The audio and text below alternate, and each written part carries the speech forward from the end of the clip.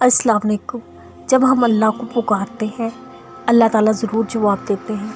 اللہ کی مدد ایسے طریقوں اتنے خوبصورت انداز سے ہم تک آتی ہے، اگر ہم غور کریں حیران ہو جائے۔ جیسے کوئی کوٹیشن، کوئی لائن، کوئی آیت، کوئی موٹیویشنل ویڈیو سنتے ہی دل بدل جاتا ہے۔ وہ ایک مایوسی کا خیال دل سے غائب ہو جاتا ہے۔ ایک بے معنی سی چیز بھی کیسے ہمارے دل پہ اثر کر جاتی ہے، پتہ ہی نہیں چلتا۔ یہ اللہ کا جواب اور مدد ہی ہوتی ہے، کیونکہ کچھ بھی بلا وجہ ہم تک نہیں آتا۔ کچھ باتوں کے پیچھے اللہ کی مصلحت اور مدد بھی ہوتی ہے۔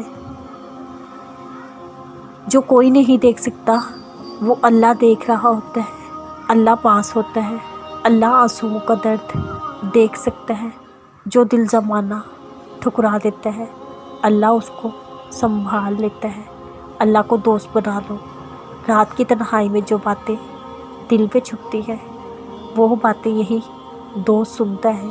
اللہ سنتا ہے وہ باتیں جو تمہارے اور اللہ کے درمیان رہیں گی، جنہیں سب غلط کہہ دیں مگر اللہ پھر بھی سنے گا، کیونکہ وہ دوست ہے تمہارا۔ صبر وقت گزرنے سے نہیں آتا، صبر رونے سے نہیں آتا۔ جتنا مرضی خوش رہنے کی کوشش کر لو، جتنا مرضی ہنسنے کی کوشش کر لو، خود کو تسلی دو سب ٹھیک ہے۔ وہ تکلیف اس وقت کے لیے کم ہو جائے گی، مگر دل کے اندر ہی کہیں خاموش ہو جائے گی۔ صبر تب آتا ہے جب صبر دل سے کیا جاتا ہے، مجبوری سمجھ کر نہیں، فرض سمجھ کر۔ صبر تب آتا ہے جب ہم خود کو یہ سمجھا لیتے ہیں اسی میں اللہ کی رضا ہے۔ تم صبر اللہ کے لیے کرو، اللہ تمہارے صبر سے تمہارے ہی غم دور کر دے گا۔ انسانوں کو اپنا نہیں بنایا کرتے۔ آج پیار سے بات کریں گے، کل کو پہچاننے سے بھی انکار کر دیں گے۔ زندگی مشکل نہ ہوتی تو زندگی سمجھ کیسے آتی۔ تمہارا دعاؤں پہ جمے رہنا اللہ کی رضامندی کا اشارہ ہو سکتا ہے۔ اللہ اب بھی جانتا ہے، اسے آگے بھی سب پتہ ہوگا۔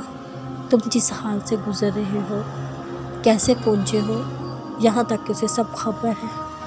کچھ لے لیا ہے تو سوچو، دیتے وقت وہ تمہارے ہر ادھورے خواب کا خیال رکھے گا۔ اتنا دے گا غم بھول جائیں گے، بس خوشی یاد رہے گی۔ تم کیسے برداشت کرو گے، کیسے صبر اور توکل رکھو گے؟ یہ سب تو زندگی ہے۔ یہ نہیں دیکھو گے تو زندگی میں آگے کیسے بڑھو گے؟